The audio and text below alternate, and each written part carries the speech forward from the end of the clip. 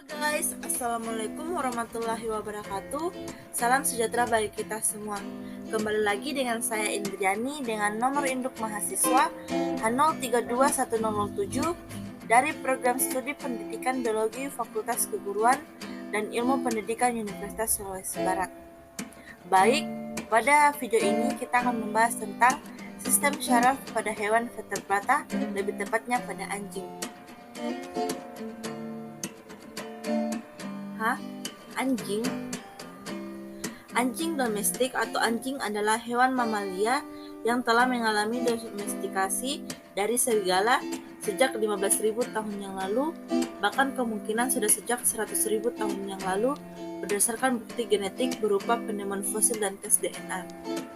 Penelitian lain mengungkap sejarah domestikasi anjing yang belum begitu lama. Anjing sendiri adalah jenis hewan sosial, sama halnya dengan manusia. Kedekatan pola perilaku anjing dengan manusia menjadikan hewan ini dapat dilatih bersosialisasi layaknya manusia, serta menjadi keluarga. Kesetiaan anjing sendiri memiliki pola yang mirip terhadap manusia yang memiliki konsep tentang cinta dan persahabatan. Baiklah, kita masuk pada inti pembahasan dari video ini, yaitu sistem syaraf. Sistem syaraf adalah sistem organ yang terdiri atas serabut syaraf yang tersusun atas sel-sel syaraf yang saling terhubung dan esensial untuk persepsi sensoris indrawi, aktivitas motorik volunter dan involunter, organ atau jaringan tubuh, dan homeostasis sebagai proses fisiologis tubuh. Baik, kita akan membahas tentang sistem syaraf pada anjing.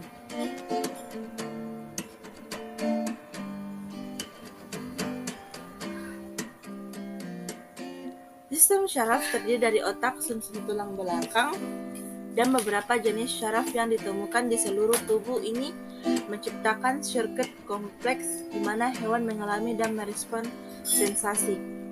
Jenis sirkuit sistem syaraf yang dikenal adalah refleks.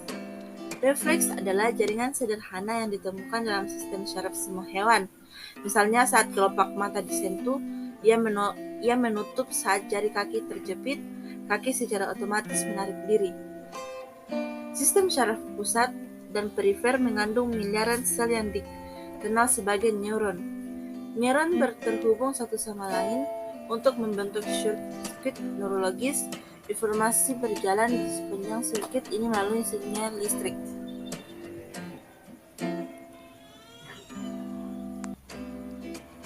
Semua neuron memiliki bagian tengah yang disebut badan sel dan dua ekstensi yang disebut dendrit dan akson.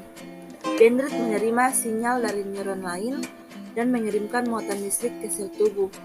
Akson mengirimkan muatan listrik dari badan sel.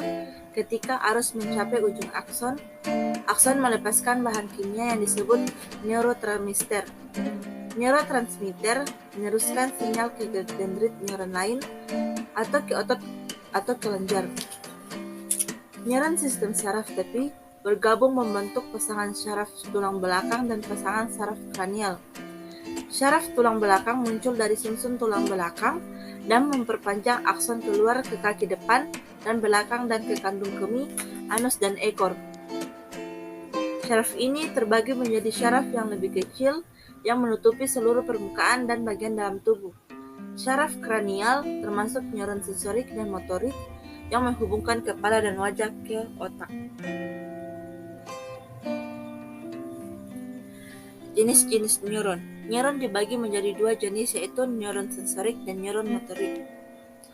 Neuron sensorik yaitu membawa informasi dari tubuh ke sumsum tulang belakang atau batang otak dan kemudian ke otak kecil, batang otak, dan otak besar untuk interpretasi.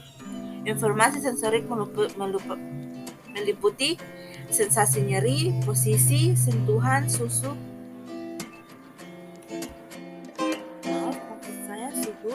pengecapan, pendengaran, keseimbangan, penglihatan, dan penciuman.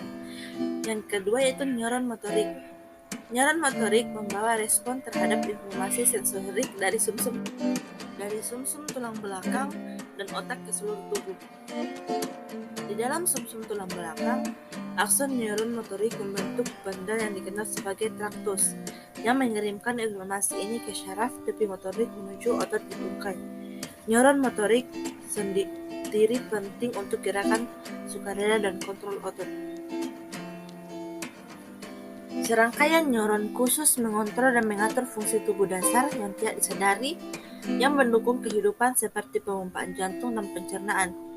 Neuron ini membentuk apa yang disebut dengan sistem syaraf otonom yang mengirimkan